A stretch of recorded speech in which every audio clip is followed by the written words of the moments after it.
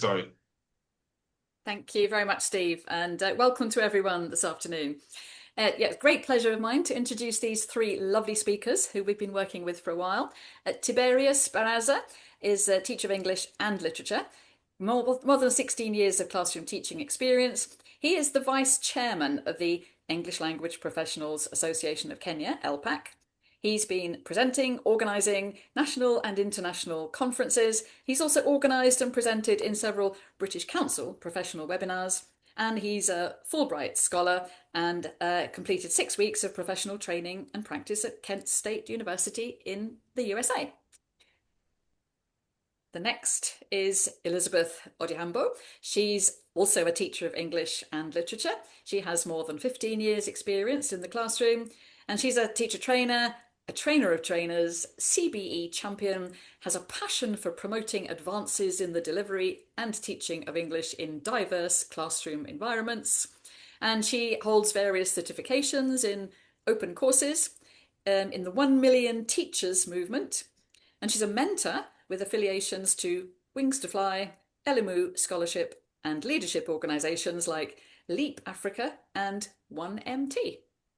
And next, last but not least, is Constance Okwia. She's a highly accomplished secondary English and literature teacher at the Sharif Nasir Girls Secondary School in Mombasa in Kenya. And she has 2 decades of dedicated experience in the classroom. She is the ELPAC treasurer, and she's been instrumental in organising quite a few teacher professional development workshops and webinars. She's done many courses, the Open Spring 2025 course on fostering student motivation and engagement from the University of Oregon, the Professional Development for Teacher Trainers open course from Arizona State University, and she previously served as an English Access Micro Scholarship teacher and participated in the Lake Zone Access Curriculum Development Workshop in Tanzania in 2018. So I hope you'll agree with me, they're a very well qualified, well experienced team. Over to you three for the webinar. Thank you so much, Linda and Steve, for kicking us off with our webinar today. I'll take the honor of taking us through the objectives of our webinar presentation. We are talking about managing communicative tasks in large low-class classrooms. What do we want to focus on today? We want to talk about defining communicative tasks in language teaching. What are they when we are talking about these tasks that you want to use in your large classes? What really are we narrowing down to? Second, identification of practical communicative activities suitable for large classes. We all are teaching in diverse sections of our continent, and so we want to be sure that we have this diverse list of things that we can put so that all of us have something that we can take back home at the end of this webinar. Describing effective ways of managing communicative tasks in large, low-resource classroom, and we want to be very practical with it. Learning does take place in the classroom, but it also does outside. In the polls, you talked about these resources that learners can prepare, so we want to see how we can bring that in. And finally, in the webinar, we want to talk about how to identify common challenges in implementing communicative tasks in such classroom context. We began with that in the polls, and I see what you wrote down, so we'll delve deeper into that. Next. Let's get straight into it then. I have 2 questions with me, and as I go through them, I request that you give me your opinions on those questions on the chat so that we can kick off this webinar. First question, I'm interested to know from wherever you come from and from the classrooms that you teach, from your preparation for lessons, how do you define a communicative task? What is it to you?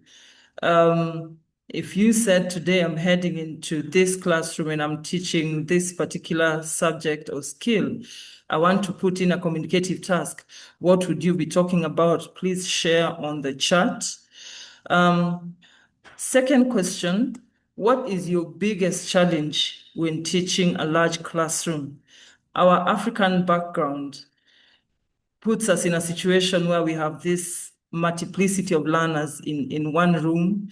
We have to handle those big numbers. And so when we do, how does that affect the work that we do? Share with me on the comments so that we can see what we are talking about. Someone says that a communicative task is a task that is related to discussion or speaking context. Well said. Someone else says that it is a task that reflects real life situations. I like that. You're bringing in the idea of what the learners know, what is real to them, what they see at home. But then we are tying that with communication within the classroom. That is good. Someone else says it is a task that requires learners to use the target language. I like that, because if it's a communicative task, then it is founded on the idea of listening and speaking. And so if it is in the target language, this is something that is going to further the learning in the classrooms. When it comes to the challenges, someone has talked about classroom management. It's not easy. I agree. That is one of the things that we have to deal with as teachers, and it's really crazy. Another one says ACT helps learners to be at ease while they're sharing ideas. Someone else says examples of communicative tasks can be designing a brochure or drafting letters. Those are all good. Next, so we can accumulate all that together. Next slide. Now, to what we defined communicative tasks as, we said that a communicative task is an activity where the learners are using language, like you said, to achieve a real purpose. Now, it comes down to you as the teacher. What's the purpose? As you're setting that lesson up, as you're planning it, what do you want to achieve at the end of it? So if it is a mathematical lesson and you want to solve a sum, then how do you bring in communicative tasks? If it is a project that you're running with your learners and you need to plan for it, how do the communicative tasks come in? If it is a new concept that you've brought into class and you need to explain it, or you need to help the learners to explain it again, which task can you use? The same for request. So these tasks that you're using to achieve your end game at the end of that particular lesson are what we refer to as communicative tasks. So someone talking about designing a tourist brochure is on the right path. Now, when we talk about managing these tasks, what are we saying? The crux here is to go through the whole process. That if I'm going to use this task, I'm going to pick it. Once I pick the task, I'm thinking about what type of learners do I have and what do I want to achieve within the classroom. So I'm organizing how this task can be used to fit what I want to cover. But as the task is going on, there's this new system that we are bringing in Kenya. We're calling it the competency-based education. And we are shifting from what we have done before, which is focus on examination, and now we are focusing on the tasks that the learners are doing. And so for the many years that we've taught, now we are being told to step aside, don't take the centerpiece of the lesson, allow the learners to get into it, and you only guide. So if I'm picking managing tasks, then I'm asking myself, how do I support them as they're going through what they're doing to come to an understanding? How do I monitor their group work? How do I monitor the individual tasks? And once they are done, how do I bring it together so that we agree that we have gone through this, we have achieved this? And with all things that you're doing, you're saying that I must communicate this to my learner. So to manage communicative tasks is to do all that, to create a window for the learners to understand you, but also communicate meaningfully between themselves. Constance, take it from the next slide. Thank you, Elizabeth. I begin with a quote which states, "Good teaching is not about having fewer students, but about engaging every learner." How do we engage all learners when numbers are high in our individual classrooms? Most of us, we usually have large learners. Our practical situation is in Kenya. Currently, apparently, we have admitted our grade 10 and we have numerous students in our respective classrooms. Let us share from where we come from. How do we engage all learners when the numbers are high in our individual classrooms? Yes, through communicative task. Good. You give learners activities. Another one, Hamisi says, engage learners by having diverse activities. That is great. Linda, he finds to best you divide the learners into pairs. We have Deata who says assign roles through grouping and so on and so forth. There are so many ways we can do so because as we speak, we know most of us have large learners in our classrooms. Next slide. Now, we have a question. What does managing communicative tasks involve? Point number 1, you have to identify the purpose and expected outcome in the task to be carried out. Like in most of our curriculums, more so in Kenya, we have the learning outcome. We state by the end of the lesson, the learner should be able to, so you identify the expected outcome. For example, read a poem, identify the rhyming words. So identifying, you have identified the expected outcome. And then we have number 2, you choose modes of presenting the task. Yes, we have large classrooms as we have stated.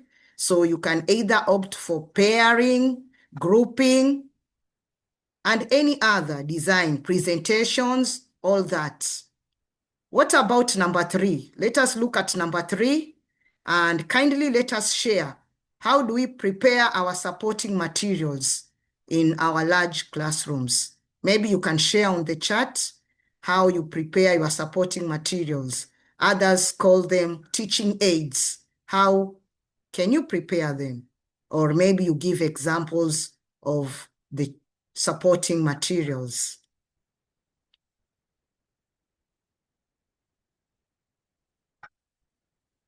Yes, ask learners to bring realia to school. That is great. They can carry from home. Using multimedias. Thank you. That is okay.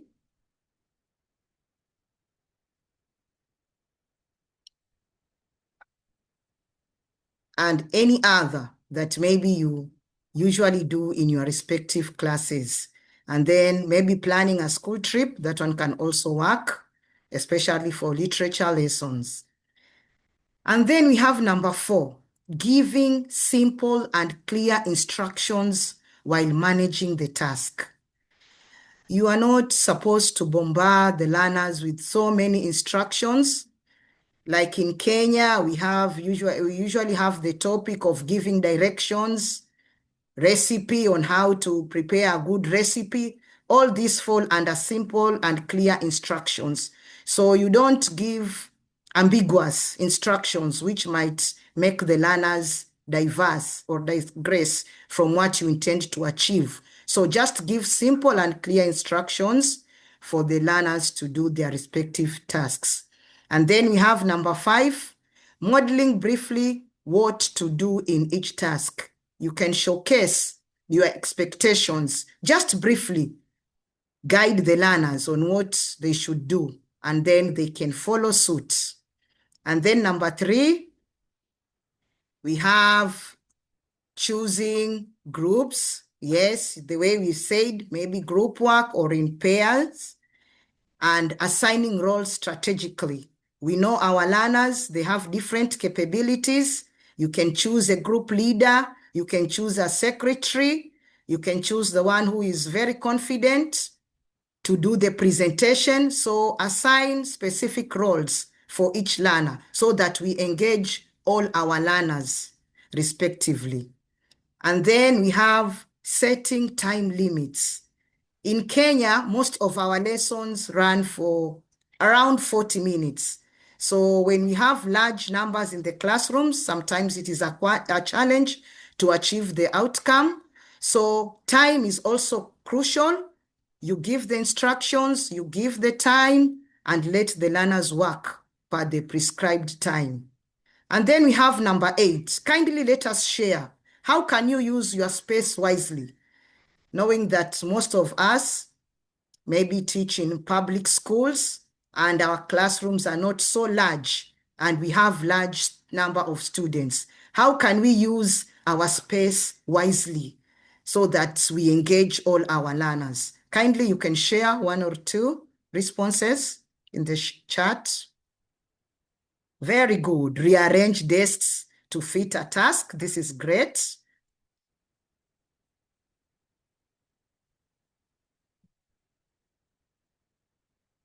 Any other way you can use your space wisely? Using pair work and then desk sitting, the same. Thank you. Group discussions. You can also opt to have your lesson outside the classroom.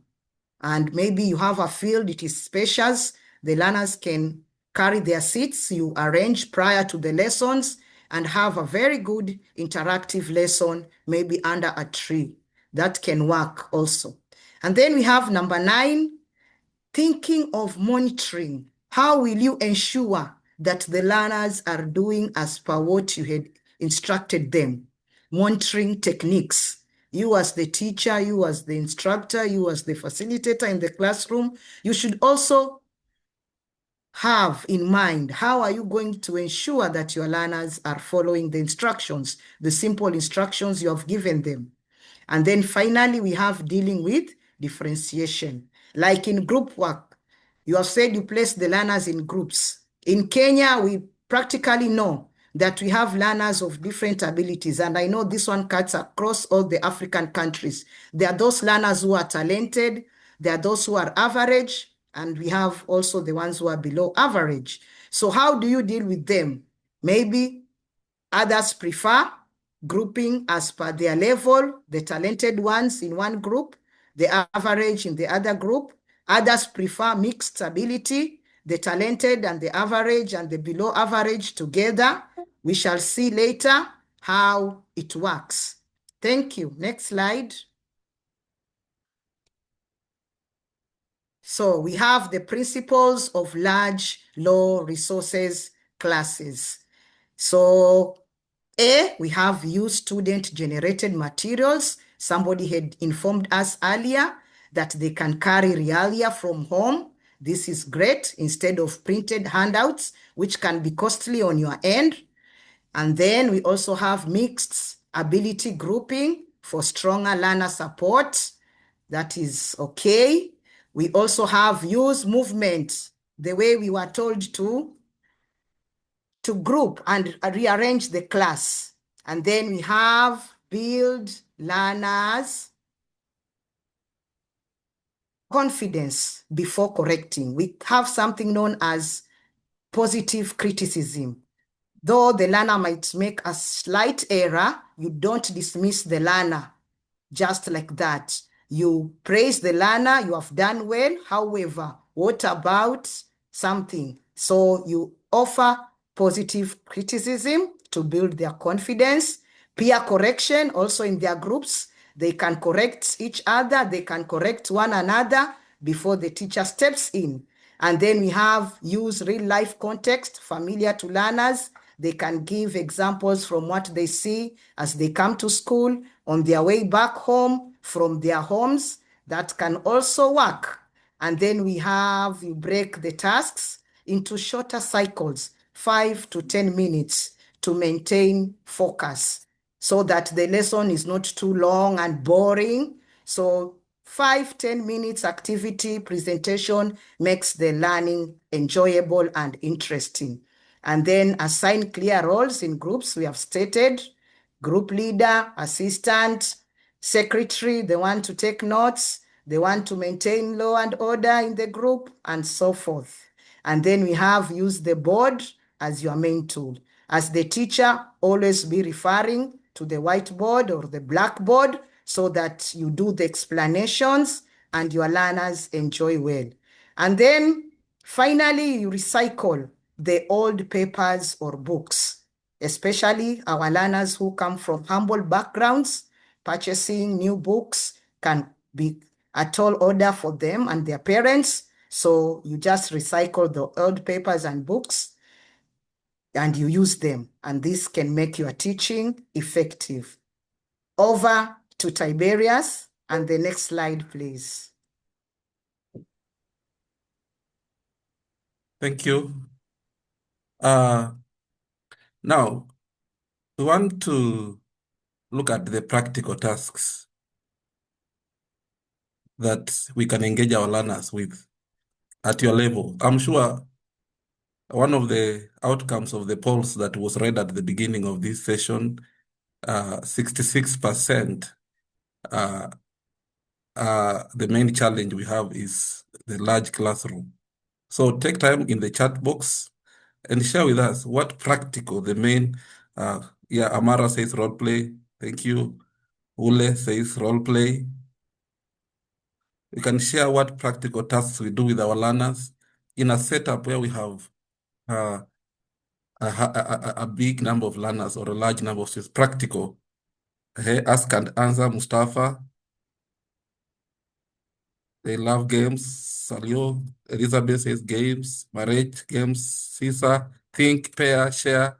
That's a good one. Akua. Group presentations in class. Mustafa playing games. Bekele. Okay. Turn and talk. Use of songs, Florence. That's a good one. Debates, Danson. Puzzle solving. Involving them. That is engaging. Pair work. Music, Ethel, Dr. Teshome, competition, that's a good one. Lucas says dialogue. Role play is our dictation, Faith, okay, good. Amado says picture, description, charades, we shall look at them shortly. Jude says songs. Georgina says gamification. Thank you. This is a great way of engaging learners. Communicative tasks, basically. Okay, dictoclose. Mustafa talks about dictoclose. Okay. We shall learn more about that, I know. And we shall get to know more about that. Interesting. So, this among the few that we can practically engage our learners. So, we look at some of them. Frederick says collaborative tasks. So, let's look at the next slide. The practical examples of tasks. Some of them we have already mentioned. Kenya is on the verge of transiting from CBE from 844 to CBE. And interestingly, LPAC, our English Language Association in Kenya, is having a good project with the British Council. And I know we've been meeting chapters and we've been talking about some of these things and sensitizing teachers on how to make the classes more engaging and involving. And I know most of the teachers are here. So I know we have shared a lot about these things that can make the class fit and engaging. So we have pair-based and we have group-based arrangements in terms of the activities that we have. So under pair-based, we have think, pair, share, we have role plays, we have question chains, we have pronunciation drills, we have find and who, then we have group-based. You can type, which one do you prefer? Do you prefer pair-based or group-based? Which one gives you an easier work? Working with students in groups or working with students in pairs, where we get peer feedback. You can share in the chats. Group-based because of large classes. Chadi says, okay. Share more about which one do you prefer. Pair work to avoid distraction. That's from Babu Diata. Lucas says group-based. You can even give us a reason, a short one, if both tasks are okay. Georgina says group-based because of time factor. Pair work is better from Danson when we need more accountability. Frederick, pair-based, easy to manage. They don't become more distracted. We shall look at that later. Hadi says group-based. Caesar says I prefer both for variety depending on the activity. That's nice. Okay, so let's look at some of them.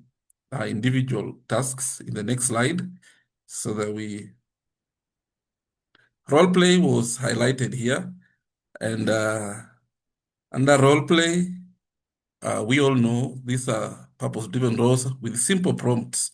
For example, depending on what you want to focus on, e.g., I think because.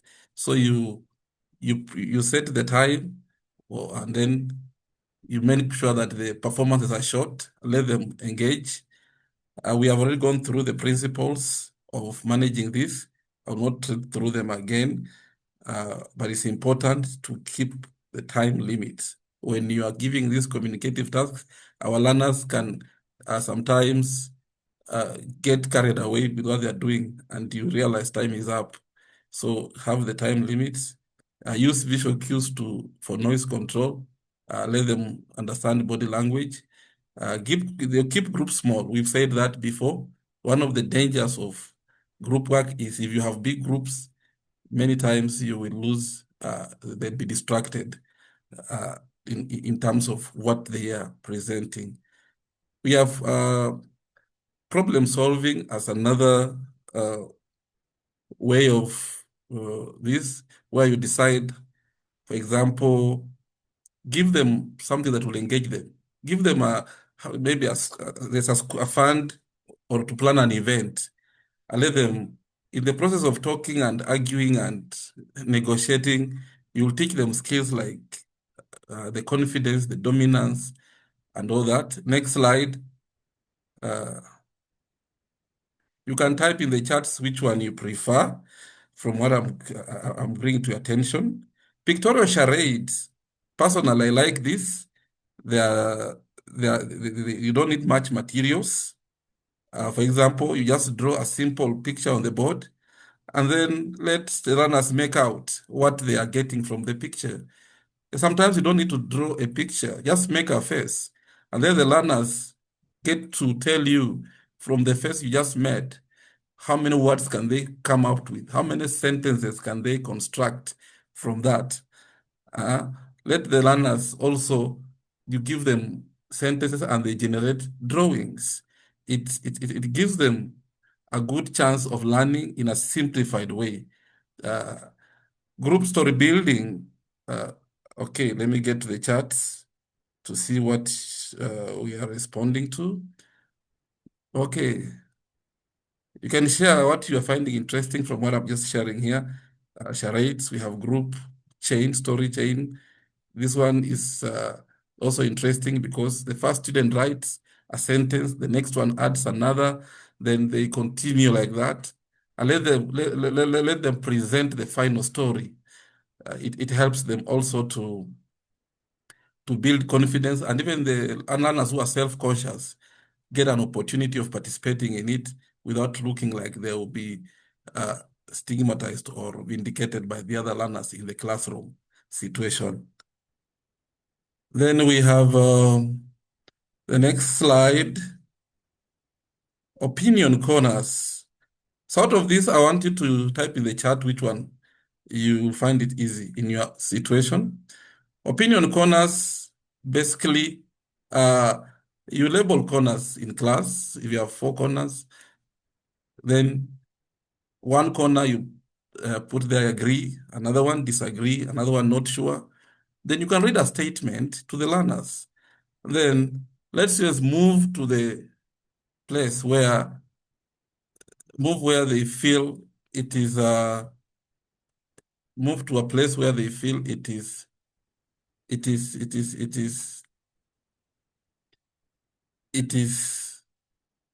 relevant to their response.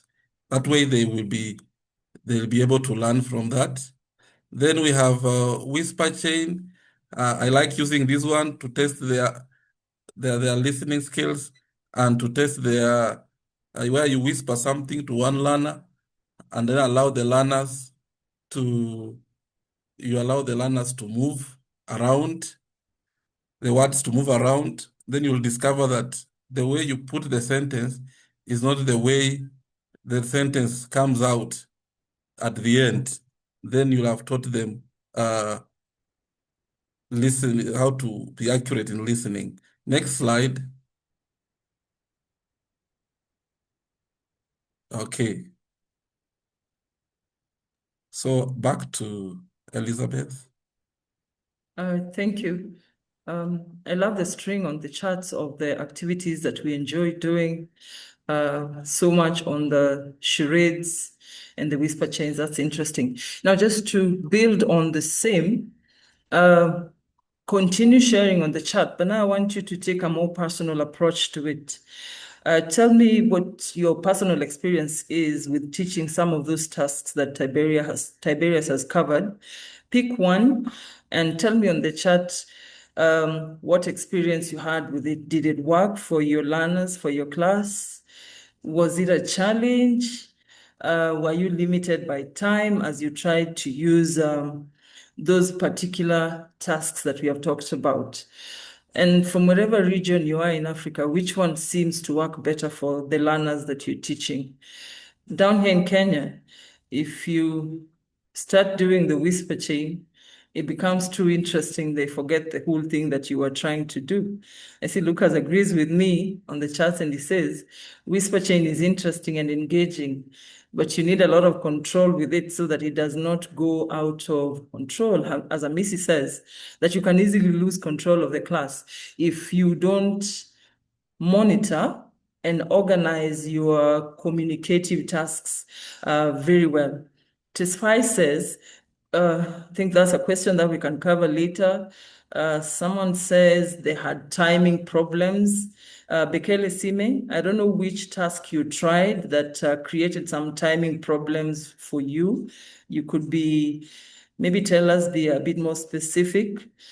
Sisa says the learners get carried away easily. So he tried out something, but it got out of control. Mary Mutenda says, whispering was so interesting. Since the end of the chain, the statement was definitely different. And sometimes the learners did get into chaos and control was a bit hard for her as she was trying to go through it. And I always say, personally, that the first few times that you try these tasks, a lot of what you're writing on the charts will happen. But if we stick with it and then we try to now tailor it to the type of learners that we have, because now we'll be more specific. At this point now, you understand what your learners need, you understand their temperaments, you understand how to monitor them. So you'll find yourself gravitating to specific tasks that can work for you. Sarah says, opinion corners require more space for large classes. If you have more than 2 opinions to pick from, I agree. And it also takes a lot of time. Burho, I hope I said that well, says using role plays.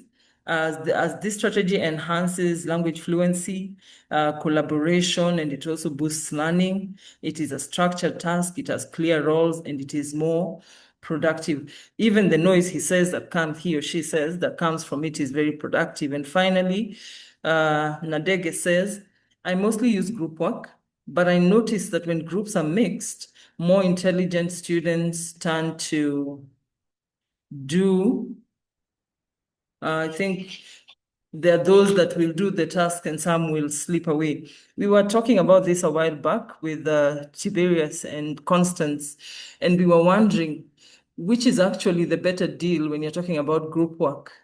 Do you want to do mixed ability grouping or do you prefer single ability grouping? You can tell me that on the charts. Which of the two works better, when you mix the abilities or when they are separated?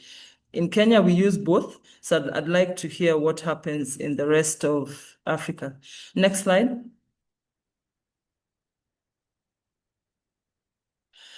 Now, one more activity for you. This should be a bit interesting. We did begin by saying that we were going to look at the communicative tasks. We were going to see what they are. I think we've done that. But then what I'm seeing on the charts is what we also expected, that yes, we want to delve into these amazing things that we're talking about, but there are challenges that we meet on the way. I have a list of common challenges that we face and some quick solutions that we could use. Now, what I want you to do for me on the chart is to match a challenge numerically 1 to 8 with a solution and our solutions are numbered A, B, C, D, and E. For example, our first challenge is noise levels have become too difficult to control. Now, what can we match it to? What is the solution to having that problem? If we talk about monitoring individual learners or groups being heard, what solution can we give that? Let me see what you're saying on the charts. Wuleta, thank you for your quick answer. Wuleta matches 1 with A, that you can control noise levels by using turn-taking roles or speaking tokens. You can assign them roles. Once one is done speaking, another person can pick up. Akua and Samuel are agreeing with Wuleta that 1 is solved by that. Then we have Roland, who proposes that for noise, our solution should be nonverbal signal or group spacing. Thank you for that. Nuru Said says, for noise, letters, I think I lost her chart right there, but I think she said the challenge is limited space and the solution is nonverbal signal or group spacing. Randomly, Cesar says, for learners switching to mother tongue in the process of the lesson, the solution is to have word banks, prompts, and sentence starters. Thank you so much. Tesfaye, I'll pick one of yours. You said for vocabulary gaps, let's solve it by having the word banks. And for unequal participation, I think I saw somewhere in the chat someone was asking about this, where you have strong learners dominating discussions or tasks that you've given. What solution can we give? And the suggestion here is that we use turn-taking roles or speaking tokens. Let me look at maybe 2 more. Unequal participation solution using modeling and checking understanding. Learners unsure of what to do. Let's use again turn-taking roles. And I'm trying to see a number that I haven't come through too. Monitoring individual learners. If we find that monitoring becomes a bit hard, maybe it's about space or about the time element, solution that we use modeling or check understanding. Let's look at the next slide and see if we were right or if we were off base. Okay, let's go through this. So for noise levels that are difficult to control, our suggestion is that you use nonverbal signals, or you have spacing that gives them a bit of, I was going to say space again, but you space them in such a way that one group is farther away from another. Even if you are outside, you want to use that spacing well. Imagine being outside and you have a tree on the other end of the school and a tree on the other end. And so you're moving from one to the next. That's a bit hard. So you make sure it is optimum spacing. If monitoring is becoming a problem, check on your group spacing and use nonverbal signals. I think we agree on that. When you have stronger learners dominating our discussions, then use turn-taking roles so that it is one person speaking, then another person. And once you've assigned the roles, all these learners are expected to participate at any given time. So we'll have shared responsibility. You can also use speaking tokens to ensure that everybody, at least who wants to gain something, will ensure that they speak. If the spaces are limited, nonverbal signals and group spacing will solve that. If you have issues with time management, not enough time to give instructions, do the task, and then give the feedback, then what do? Model what you need at the beginning of the lesson, that this is the task, this is to do it, this is the expectation. And then at the end of it, just check the understanding, or even just by monitoring them and watching them do the task, you'll be able to know whether the reception of the modeling was there. If learners are switching to mother tongue, what do? Provide key phrases. So they know that I need to talk about this, but I need to use this. And so that will be something that we can talk about. Vocabulary gaps, we can solve that with word banks. And then finally, if the learners are unsure of what to do, as a teacher, as you're coming in with the guidance, model the right thing. and the learners are probably going to take after what you modeled. They're going to perfect it, and then they're going to make it better. Thank you so much for that task. That was very interesting. We weren't far off our marks with the pairings of the challenges and the solutions. Good job. Okay, next slide. Now, time is always a factor, and so we want to take this discussion further on Friday. We are hoping to meet in the Telegram group to build up on some of the concepts we have brought up, and so quickly think about this as we wait to meet on Friday. How to use reusable task cards to save time. This rearranging of desks that we are talking about, is it U-shaped or is it clusters? If you have routines in your class, I hope you do. How can we use them to fit what we're talking about? The use of visual clues is something we'll talk about very much so on Friday. And finally, displaying language support on the board for communication tasks. I think we're going to have a really good discussion. And so look at those, and let's meet on Friday and see what we can do. Next slide, as I bring back Tiberius. Thank you so much, Elizabeth. There are more resources that we can follow on our Teaching English British Council website. There's this one about your learners as a resource, which gives very great ideas for tasks that will promote genuine communication. You can access it through this link. Someone is saying, what are those who are not in the group? Okay, that will be answered. So among the things you will learn about your learners as a resource, I know we have many resources we look for, but the most important resource as a teacher is the learner.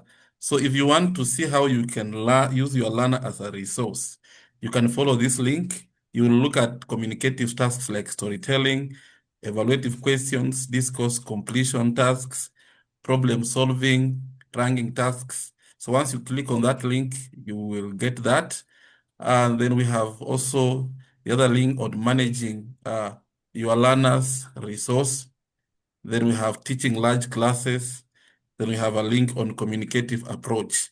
Feel free to visit those sites and those links on our British Council Teaching English. There are more links also that have been shared in the chat by Steve. You can always click on them and you will not regret. Let's leave these links for people to look at later before the Telegram chat, Tiberius. And let's go on to the questions now, so we don't run out of time. I think you just have one short invitation to everybody before we move to questions. Okay. Did you want to mention the Africa ELTA conference in Yeah, Nairobi? there is. As LPAC Kenya, we welcome you to the Africa ELTA conference. It's happening in May at ZTech University, Thika, and we are ready for you. For those, I think, whose proposal have gone through, we are glad and we are looking forward to sharing a lot of knowledge. I'm looking forward to coming as well. It's going to be a great conference, isn't it? I hope lots of these teachers will come. Yeah, great. Right, we don't have that much longer for questions now. Lots of questions we've had. Lots will go forward to the chat in the Telegram group this Friday, but we've got time for a few. Really interesting questions. Great webinar, very, very practical and bringing into sharing your practice in Kenya as well, which is excellent. Couple of questions. What about students with disabilities and with visual and hearing impairments? Do you have any experience of using communicative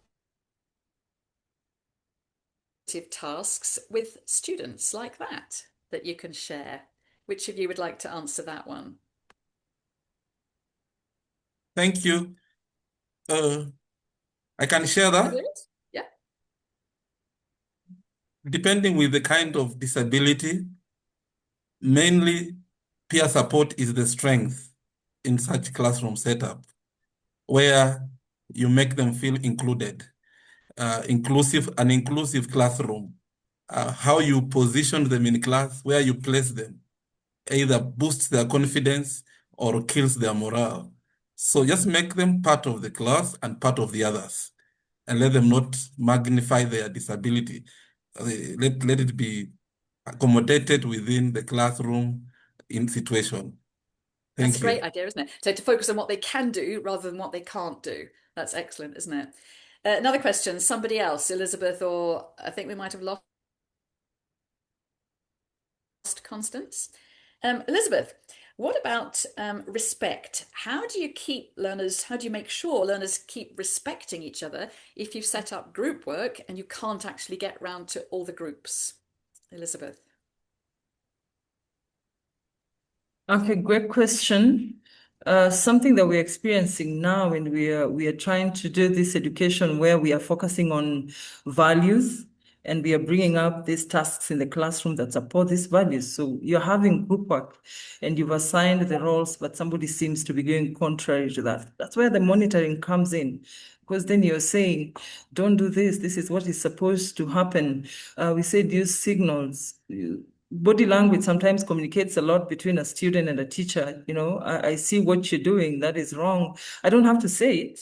My eyes can say it.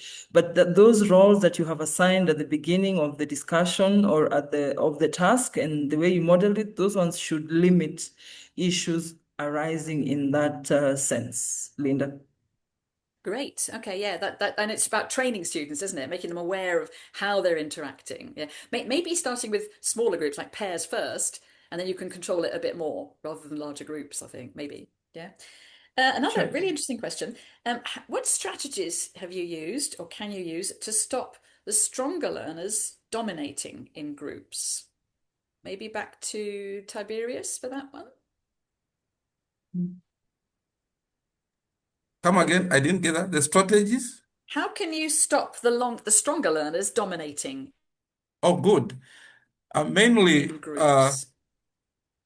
that is the scenario we use by the way we balance the group work is very key to moderating, so that mixed ability grouping in such a way that the tasks you give the group, at least let the contribution come from each learner within the group. You start with, let it not be a one-person show. You give instructions as a teacher, give directions as the teacher. When you leave them on their own, they will take over. Thank you. And here is one from the Telegram group. How can a teacher manage the noise levels and maintain discipline while still encouraging active communication in large classes? Maybe Elizabeth, how about noise? How do you deal with that? Oh, wow. Numbers and noise, number one headache for teachers. But I think something you said just prior, the bigger the group, the more chaotic that is going to be. The smaller the group, the more you can manage it.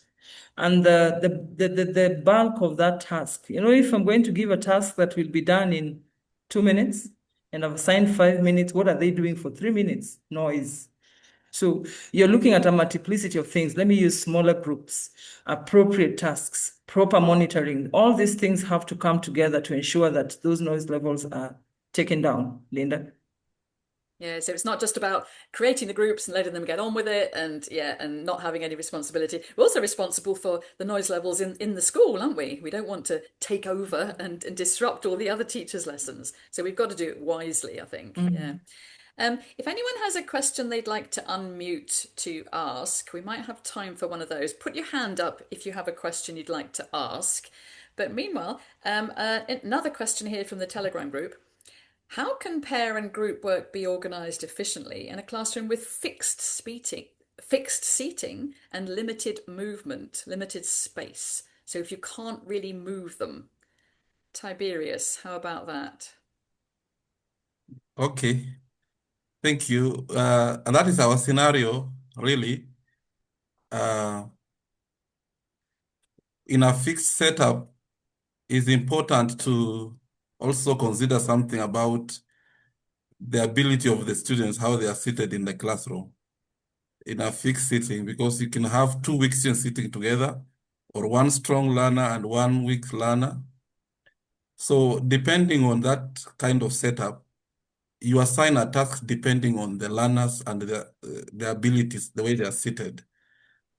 You can maybe just type something on a card and then give, or on a sticker, and then give the pair and let them think through, brainstorm, and let them give feedback together, or one student among them gives the feedback from what you ask the two. Because you don't always need to move the desks or move the students too much, do you? It can just be with the person next to you, or with the Yes, person behind you, or the person in front.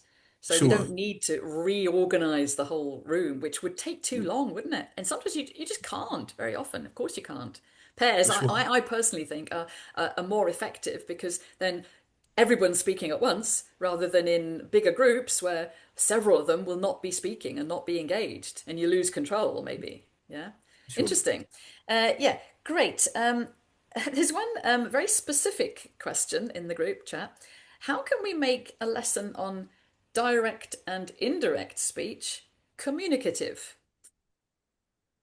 Does either of you have any ideas on that grammar topic? Yeah, that's a good, Fabio? exciting one. An Yep. indirect and direct speech can be done better by actually allowing them to do role play,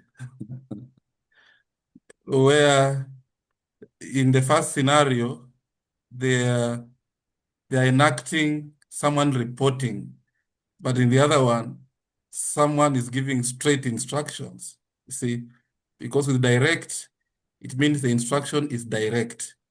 With indirect, it's reported.